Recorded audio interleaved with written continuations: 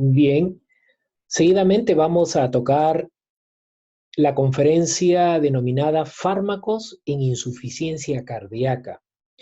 Un tanto para poder poner un preámbulo en este tipo de morbilidad. A ver, se caracteriza porque existe disnea, edema pulmonar, cardiomegalia, y entre los problemas causales de ella podríamos decir que la hipertensión arterial es uno de los factores más preponderantes en generar una insuficiencia cardíaca. También está el uso de determinados AINES, por ejemplo los salicilatos, e inclusive también la retención de sal en la dieta puede ser también otro de los factores. Bajo ese contexto, también podríamos mencionar que hay muchos fármacos que, siendo antihipertensivos, se utilizan en la terapia para una insuficiencia cardíaca, como vamos a ir viendo a continuación. Fíjense, en primer lugar, vamos a observar el trabajo del corazón. Recuerden que el trabajo del corazón como un sinsitio funcional tiene dos elementos. La primera está ligado al flujo sanguíneo y la segunda está ligada a actividad eléctrica.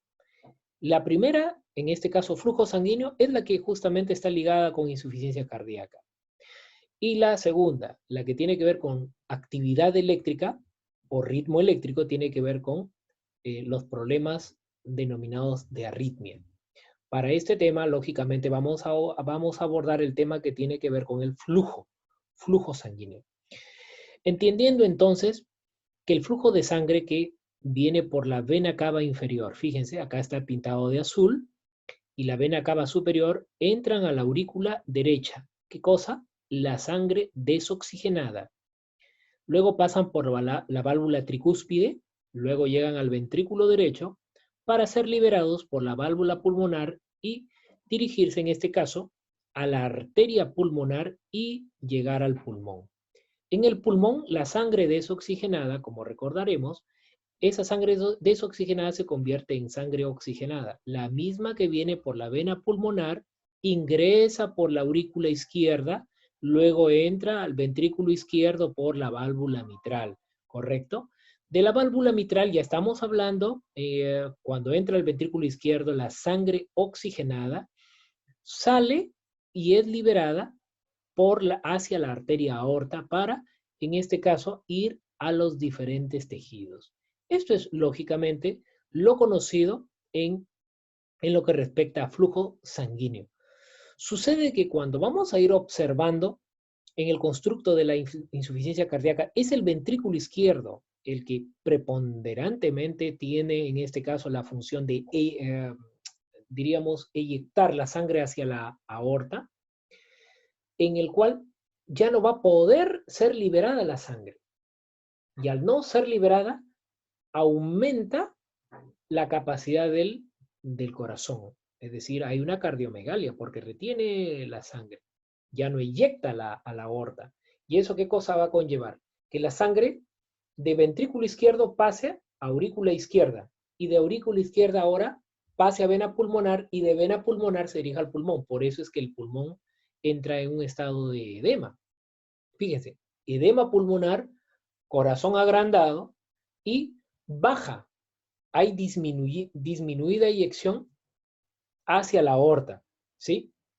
Entonces, estos componentes hacen que el paciente entre en disnea, haya un cansancio, que son las claves para poder observar una insuficiencia cardíaca, ¿sí? Entonces, estamos observando que un papel crucial está vinculado al ventrículo izquierdo.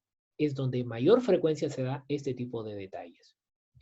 Por ende, podemos comentar que la insuficiencia cardíaca está ligada, en este caso, a un evento fisiopatológico en el que hay deficiencia de cantidad de sangre que llega a los tejidos. ¿Correcto? Vuelvo a repetir, ya no se eyecta con la misma cantidad hacia la aorta, y de esta manera hay pobre capacidad de llegada de sangre oxigenada a los tejidos extracardíacos. El corazón se agranda, existe disnea ¿sí? Disnea a nivel, en este caso una disnea, hay un cansancio en el paciente. La falla del miocardio consiste en su incapacidad de generar fuerza necesaria para impulsar la cantidad de sangre hacia la circulación sistémica. Eso, lógicamente, porque el corazón ya no tiene la misma tonicidad de poder inyectar la sangre. Hay algunos términos aquí que son importantes analizar. Por ejemplo, si miran ustedes mi mano, está abierta y la otra está cerrada. Cuando existe en la aurícula,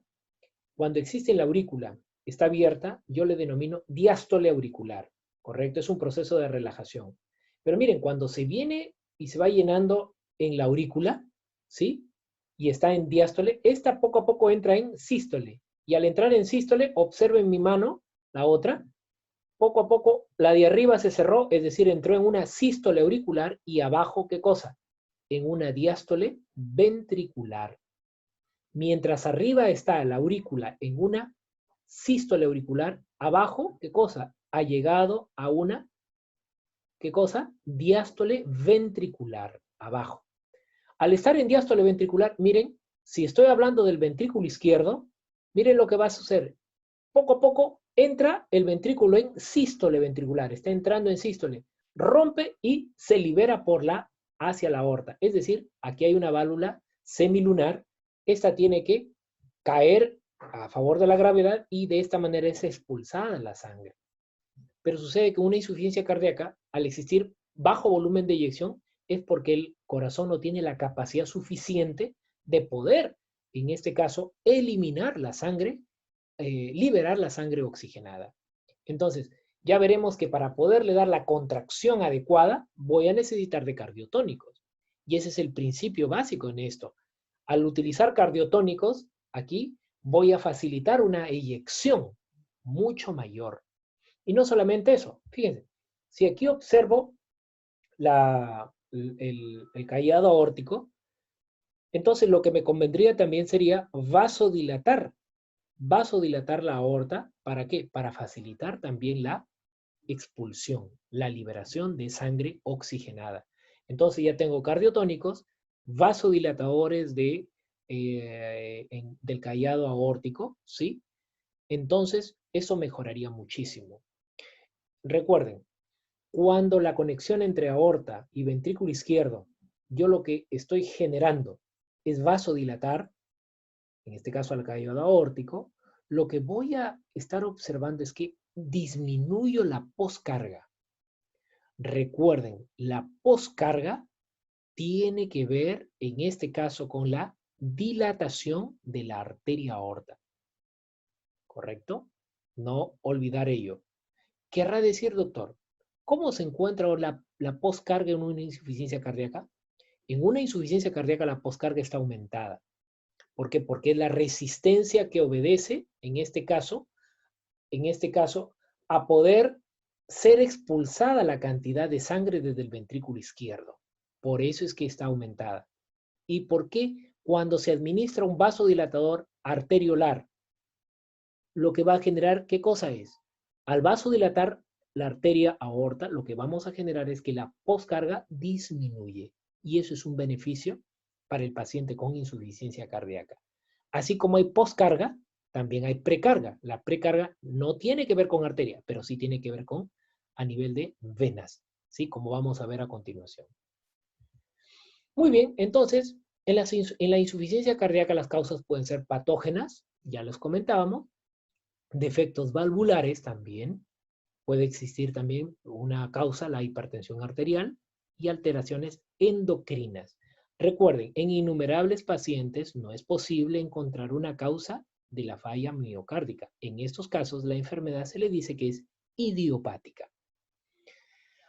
¿Qué signos y síntomas existen en la insuficiencia cardíaca? Tenemos, fíjense, primero, hipertrofia de miocardio, es decir, hay un aumento en el tamaño de las células miocárdicas. Me van a diferenciar, van a buscar un diccionario médico. ¿Qué diferencia hay entre hipertrofia que se genera en la insuficiencia cardíaca e hiperplasia? Son dos cosas diferentes, ¿eh? La hipertrofia tiene que ver con tamaño de células y me van a buscar qué cosa es hiperplasia. Los factores extrínsecos tienen que ver con aumento de la actividad del sistema simpático, está aumentada la frecuencia cardíaca, es decir, la contractilidad también. Fíjense, estos son criterios que aparecen para poder facilitar una liberación de la sangre. Aumento del tono vascular, la presión de llenado, fíjense, la precarga está aumentada y hay cardiomegalia. Existen muchos eventos moleculares, activación de catecolaminas y, lógicamente, este aumento de catecolaminas va a generar un down regulation de los receptores beta 1. Aquí está justamente una insuficiencia cardíaca congestiva. Esto es un corazón normal, ¿sí? Aquí poco a poco el corazón se está, ¿qué cosa? Entrando a una hipertrofia. ¿Qué cosa? Aumento en el tamaño del número de las células. El aumento en el tamaño de las células, ¿correcto? Entonces, esto es lo que normalmente podemos observar, que la cardiomegalia está asociada a la hipertrofia. Muy bien. Sigamos entonces.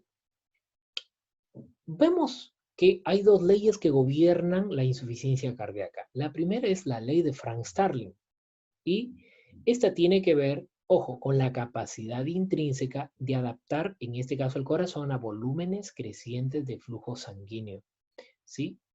Es muy importante esta ley de Frank-Starling que se correlaciona con la ley de Laplace.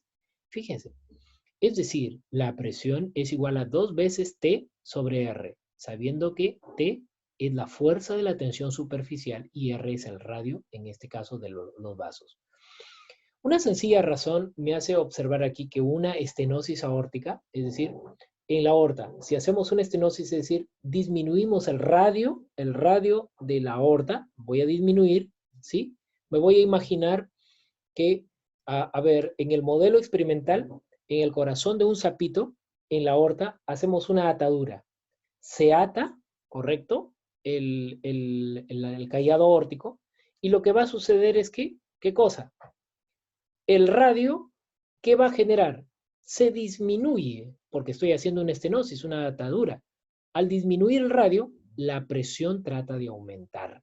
Siempre se da esa situación. Cuando disminuye el radio, aumenta la presión, ¿correcto? Entonces, esta es justamente la ley de Laplace, ¿sí? Y en base a este contexto, es lógicamente cómo es que se va poco a poco generando una hipertrofia. Siempre la ley de Frank-Starling con la ley de Laplace van siempre, en este caso, juntas para poder explicar la insuficiencia cardíaca. Por ende, los mecanismos compensadores tenemos aumento del sistema renina-angiotensina, aumento del tono vascular, retención de sodio y de agua, edema, disnea. ¿Qué más? Aumento de la presión hidrostática y disminución de la perfusión pulmonar con disminución del oxígeno en la sangre. Son mecanismos compensatorios. Fíjense, ya les comentaba de los pacientes, ¿no? Una de las características es la disnea, ¿sí? Entonces, el aumento de la resistencia vascular trae consigo un incremento, ojo, en la poscarga, básicamente entre ventrículo izquierdo, ¿sí? Que no puede liberar la sangre hacia el callado aórtico, ¿sí? No rompe la fuerza para poder liberar la sangre. Por eso es que estamos hablando de que en ese contexto está aumentada la poscarga. Es decir, un aumento de la resistencia a la eyección de sangre desde el ventrículo izquierdo. Aquí tenemos entonces, detrás de todo lo comentado, un antes. Este es el paciente con los signos y síntomas de la insuficiencia cardíaca. Y aquí tenemos el después, es decir, un paciente con insuficiencia cardíaca más un tratamiento farmacológico. Todo lo antes comentado ya me pone el escenario apropiado para poder ahora sí ahondar en el tratamiento farmacológico. Para el tratamiento farmacológico se tiene uno, agentes inotrópicos. Estos lo que tienen la capacidad es, ¿qué cosa? Generar o actuar en una fuerza contráctil disminuida, es decir, van a aumentarla. Aquí están los fármacos digitálicos. 2. Los vasodilatadores venosos. Estos actúan en una precarga que está aumentada. En otras palabras, los vasodilatadores venosos disminuyen la precarga. Y número 3, los vasodilatadores arteriolares que actúan en una poscarga aumentada. Es decir, los vasodilatadores arteriolares lo que van a hacer es disminuir la poscarga. Estos son los 3 agentes que vamos a ir observando. Por ende, fíjense, existe una plantilla para poder observar los mecanismos que tienen los fármacos en una insuficiencia cardíaca. Tenemos hacia el lado superior los venosos, ¿de acuerdo? Aquellos que tienen que ver con precarga, están los nitratos, y aquellos que tienen que ver a nivel arteriolar, es decir, van a actuar sobre la poscarga, disminuyendo minoxidil e hidralacina. Y los mixtos, aquellos que tienen algo de venoso y algo de arterial, los antagonistas, en este caso de canales de calcio, los bloqueantes alfa-adrenérgicos, los fármacos YECA, los inhibidores de angiotensina 2 y el nitroprusiato. Esto es un poco el contexto de la parte farmacológica a ser utilizada.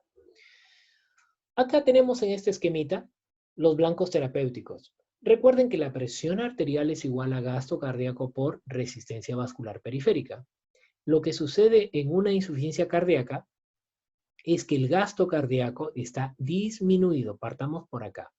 Al estar el gasto cardíaco disminuido, va a generar una serie de señales. Por ejemplo, disminución del seno carotidio, descarga simpática, aumenta la fuerza, aumenta la frecuencia cardíaca, aumenta la precarga. Y por este lado, disminuye el flujo sanguíneo renal, aumenta la liberación de renina, aumenta la liberación de angiotensina 2, la misma que aumenta más la precarga, aumenta la poscarga y genera remodelación. Es decir, esto va a conllevar a la denominada hipertrofia. Entonces los fármacos aquí tienen que ver muchísimo. Por ejemplo, si empezamos directamente a nivel de corazón, los fármacos digoxina y digitoxina son fármacos inotrópicos positivos. Estos tienden pues a generar una cardiotonicidad elevada, ¿sí? Aumentando pues su actividad inotrópica sobre el gasto cardíaco. Lo mismo podríamos decir de la amrinona y la milrinona, que al bloquear la fosfodiesterasa también tienen un comportamiento inotrópico positivo. Fíjense, algunos fármacos bloqueadores beta, como el carvedilol y el metoprolol, se utilizan también en insuficiencia cardíaca. ¿Cómo actúan? Bloqueando la liberación de renina. Algunos YECAs como el captopril y el enalapril también se utilizan como parte de esta sinergia de fármacos en la insuficiencia cardíaca. Y tenemos también a los diuréticos, como los fármacos de ASA, como la furosemida, y a los fármacos a los fármacos tiacídicos, como diuréticos, como la hidroclorotiazida. Mientras que la nitroglicerina es un vasodilatador arteriolar venoso y la hidralacina y el isosorbide a nivel arterial. Entonces, para poder entender esto, este grafiquito también, en color azul tenemos que aquellos que se administran de manera aguda, ¿sí? Vía, en este caso, estamos hablando de una vía parenteral por vía aguda. Tenemos los de ASA, ¿sí? Mientras que vía oral tenemos la hidroclorotiazida, básicamente, vía parenteral, los venosos y la hidralacina y el isosorbide se administran vía oral. En el caso de los fármacos digitálicos, por ejemplo, la digoxina lo que hace, que es uno de ellos, uno de los componentes cardiotónicos, si observamos esta bomba, la sodio-potasio ATPasa, y recordamos un poquito, esta lo que hace es, fíjense, esta es una bomba contragradiente de concentración, y lo que hace es, ojo, liberar 3 sodios hacia la parte extracelular y ganar 2 potasios. Además, es movida por energía, es decir, ATP. Los fármacos cardiotónicos lo que hacen es bloquear a esta bomba la sodio-potasio ATPasa. ¿Para qué? Para que el sodio ya no salga y el potasio no entre. De esta manera, el sodio se queda intracelularmente y este sodio es lo que va a generar cambios que finalmente va a determinar que el calcio entre y el sodio salga. Al entrar el calcio, voy a observar el efecto cardiotónico que tienen estos medicamentos. Lamentablemente, los digitálicos, al generar este efecto, tienen o son considerados fármacos de estrecho margen terapéutico. Son altamente tóxicos. De allí que hay que tener siempre la prudencia adecuada en la administración de sus dosis. Otros efectos colaterales, se observa hiperpotasemia en algunos pacientes, también se observa hipopotasemia en otros. Entonces, hay que tener muy en cuenta los niveles de potasio al momento de evaluar el uso de la digoxina. Aquí tenemos un poco ya los efectos colaterales de los digitálicos. Tenemos arritmias, ¿sí? En diferentes grados.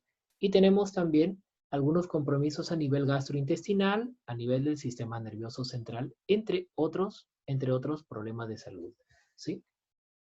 Por ejemplo, tenemos a nivel gastrointestinal anorexia, náuseas, vómitos, diarreas.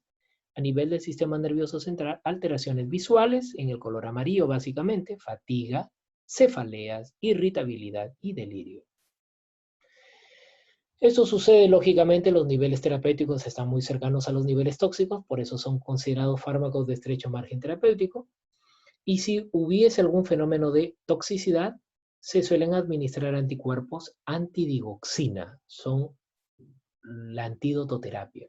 Se debe además suspender el digitálico.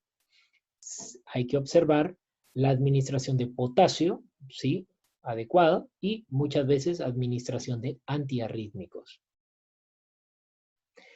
Esta es una guía del año 2016 sobre diagnóstico y tratamiento de insuficiencia cardíaca aguda y crónica. ¿Sí? Es muy importante observar estos detalles.